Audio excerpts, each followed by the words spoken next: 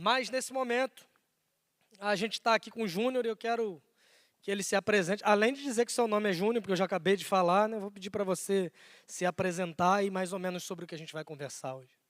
Boa noite. Boa noite, meus irmãos.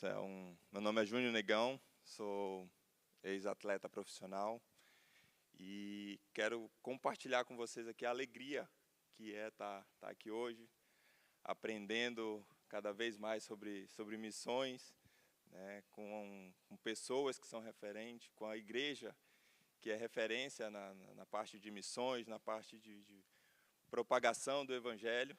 E cada vez eu tenho mais certeza de que, cada vez que eu aprendo mais sobre missões, eu tenho mais certeza que minha profissão foi um engano a vida toda. Que eu nunca fui jogador de futebol, que eu fui missionário, só não sabia que era, né? Mas porque realmente é muito maravilhoso estar aprendendo com pessoas que são referência. Vou pedir para você falar um pouquinho, então, da sua carreira. É realmente bom aprendermos sobre missões, tudo que a gente já ouviu até agora. Tirando a parte que Paulo era presbiteriano, a gente aprendeu coisas boas aqui. Aliás, essa água aqui pode beber, a gente não batiza ninguém com essa quantidade. Eu queria que você falasse um pouco sobre a sua carreira, sobre o que você experimentou no esporte, até o momento que você conheceu Cristo, como é que foi isso? Então, enquanto o pastor Gilvan estava falando sobre a janela 1040, eu estava pesquisando ali e Deus me levou por 4 anos morar em 2 países da janela 1040. Então, é cada vez mais certeza de que eu era um missionário, só não tinha plena certeza disso, né? Porque por muitos anos da minha vida eu conhecia a Cristo só de ouvir falar, né? Até que ele me levou para o lugar mais improvável possível, que foi na Tailândia, para que eu pudesse realmente conhecê-lo, de me relacionar com ele, né? As experiências que eu tive com o Espírito Santo num lugar de tão difícil acesso através do Evangelho foi uma coisa assim sobrenatural mesmo. Então, as certezas de como Deus me sustentava em todas as minhas dúvidas, em todas as experiências, em todas as vezes em que eu tinha que me posicionar em relação ao que eu acredito, eu via de maneira quase tangível assim o sustento de Deus em cada situação. Então, isso para mim prova que realmente com essas pessoas que estão nesses lugares difíceis, elas são sedentas pelo Evangelho, né? E como a gente precisa realmente ser sustentado por Cristo para poder levar o Evangelho para essas pessoas, né? Então, isso faz com que a gente tenha essa responsabilidade de cada vez mais estar preparado, né, para propagar o Evangelho, para falar de Cristo, porque muitas vezes são pessoas que não querem ouvir sobre Cristo, né? Então, isso fez com que eu realmente colocasse tudo que eu imaginava que eram os meus sonhos de lado, para que eu pudesse realmente levar o que Cristo me botou para fazer. Então, isso para mim foi fundamental, assim.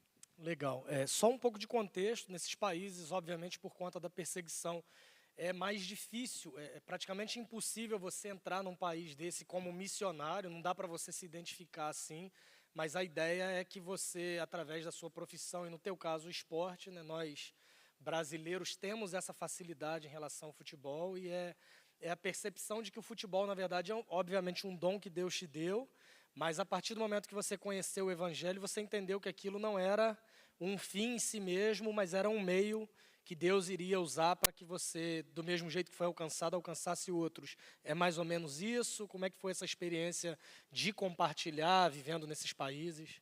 Só compartilhando um pouco de um exemplo que aconteceu comigo, foi que eu, recém-convertido, eu me converti na Tailândia, num lugar, como eu falei, totalmente improvável, e eu, recém-convertido, todas as vezes antes dos jogos, o clube tinha a tradição de ir num templo budista e adorar ao Buda, né? E eu, por muitas vezes recém-convertido, falava: Deus, eu estou indo porque é uma tradição do clube, é uma ordem do clube, eu tenho que ir, né?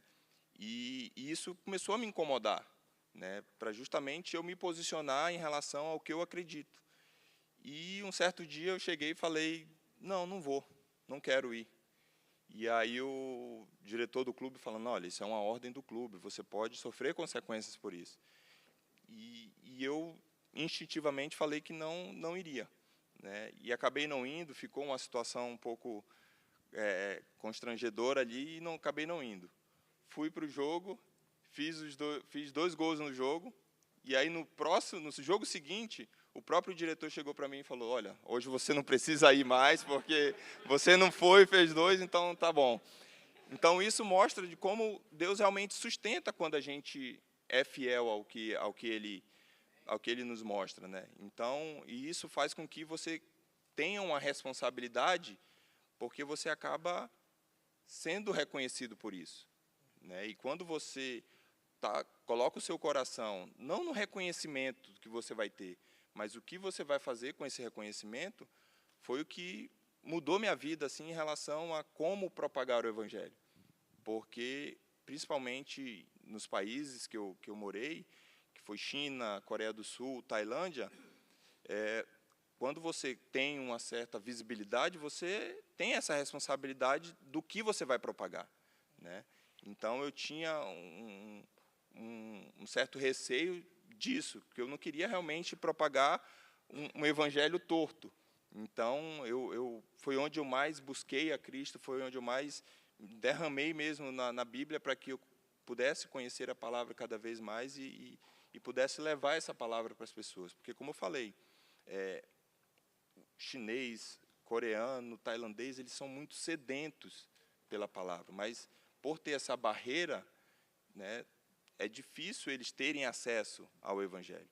Então, eu, de alguma maneira, tentava transmitir o Evangelho no que eu fazia, né, na visibilidade que eu tinha. E do jeito Só para contextualizar, o Júnior nesse país se tornou mais famoso que o Buda, depois de 2 anos de carreira lá. Não, mas era isso, porque os chineses, por exemplo, eles são muito curiosos. Então, quando eu fazia uma oração, eu expressava a minha fé de algum jeito, eles vinham e perguntavam na cara dura, assim, para quem tu está orando? O que tu pede para o teu Deus? Então, eu comecei a me preparar para esses momentos, também estar preparado de chegar e falar do Evangelho para eles, né? Então, isso fez com que eu me aproximasse e pudesse entender. Como eu falei, eu não tinha noção do que era missão enquanto eu estava lá. Então, quando eu vim para cá, comecei a entender sobre missões, eu entendi que eu sempre fui um missionário, né? Então, isso para mim é o meu maior prêmio, assim, é poder realmente, com a visibilidade que eu tive, poder propagar o Evangelho, para mim é a maior conquista. Legal. Se você pudesse voltar lá no começo da carreira, o que você diria para o Júnior começando, que não tinha talvez essa noção, esse senso, essa percepção? Você acha que mudaria alguma coisa, não em termos de carreira, mas talvez em termos de mentalidade, alguma coisa nesse sentido? Eu acho que o principal desafio que eu tive na minha carreira e que eu mudaria desde o início era o relacionamento com o ego. Eu acho que quando você realmente conhece a Cristo, você não tem mais ego para alimentar. E isso é libertador, assim, é realmente libertador, porque você não tem mais justificativa, você já é justificado, né? Você já não tem em quem colocar desculpa, né? Porque o futebol e o esporte em si, ele te cobra muito, você é ensinado ao tempo todo a ganhar, você é ensinado o tempo todo a fazer de tudo para ganhar, né?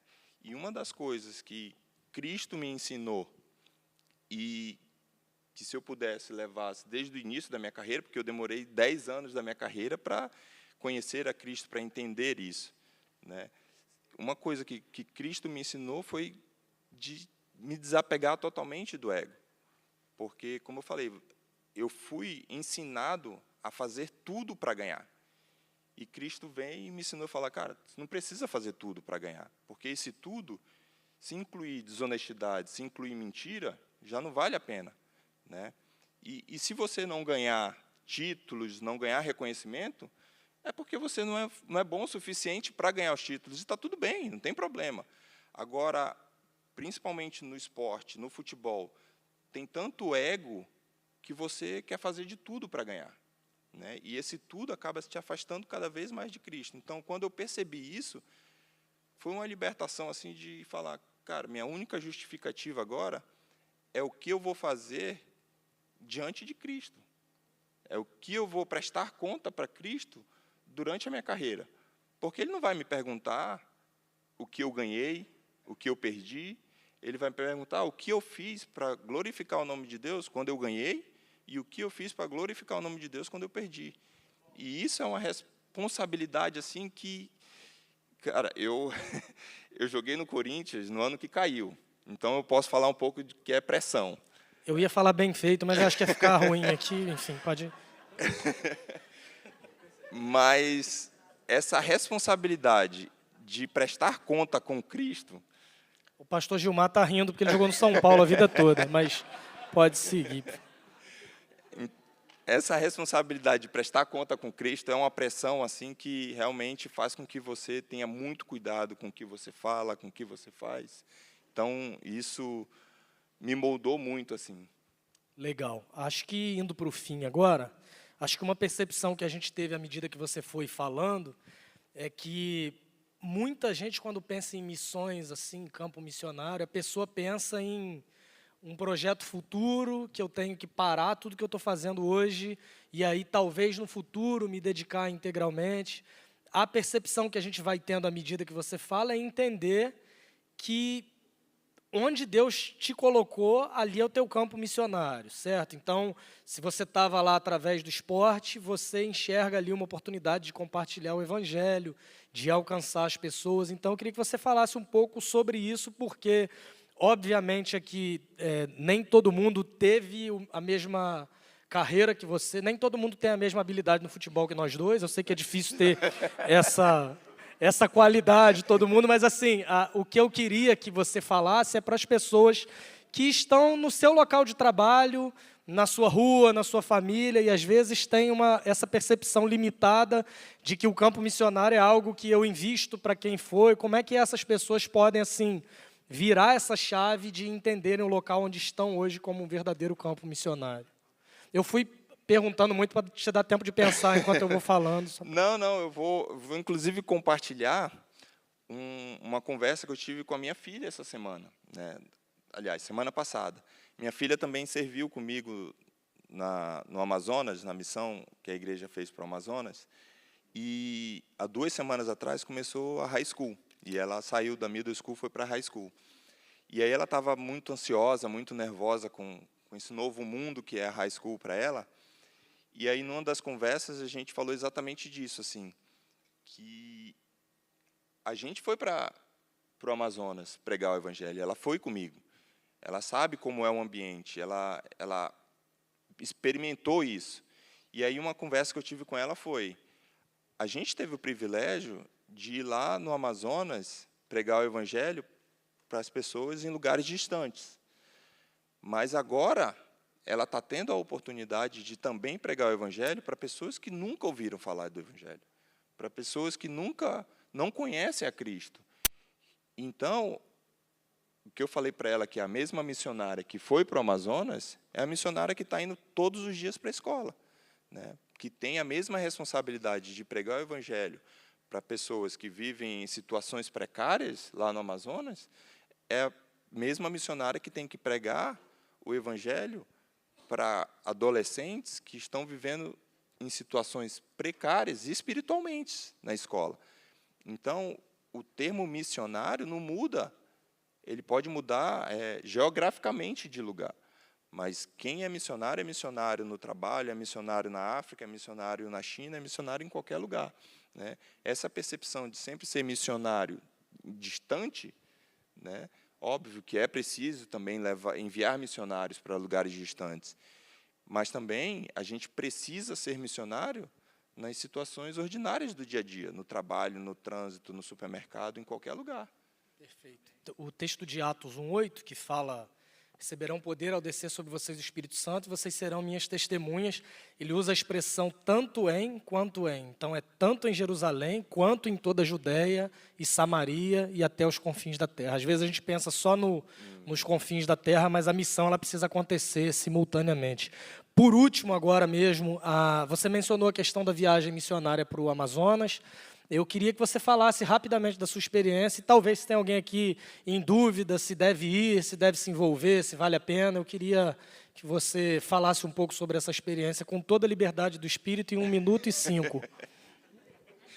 Não, eu estava conversando com um amigo meu agora há pouco, falando disso, assim, de que a gente tem essa percepção de que a viagem missionária, a gente vai muito para ajudar os outros, para impactar a vida dos outros. Mas é muito mais um impacto em nós mesmos do que nos outros. A gente é talvez mais transformado do que as pessoas que estão recebendo o Evangelho, né? Então, eu realmente digo que é uma experiência assim única, é um lugar onde você quebra muitas coisas, muitos paradigmas de que eu vou... Quando o pastor Gilvan falou sobre o mandamento, uma ordem de enviar pessoas, é exatamente disso, porque essa percepção não é você, não, eu vou abençoar, vou levar o Evangelho para quem quer receber o Evangelho. Não, você vai lá, independente de quem você vai encontrar, independente das pessoas que você vai encontrar, vocês vão encontrar pessoas que não vão te receber bem, vão encontrar pessoas que não vão querer ouvir do Evangelho, e a sua missão é simplesmente entregar o Evangelho. Não importa se merecem ou não, não importa se querem receber ou não. Então, eu acho que o principal objetivo da missão é levar a palavra. Legal. Então, recomenda irem. Recomendo, totalmente. Recomendo. Obrigado, Júnior. Gente, vamos agradecer o Júnior pelo testemunho. Obrigado por nos edificar aí com a sua história e poder nos mostrar como Deus te usou.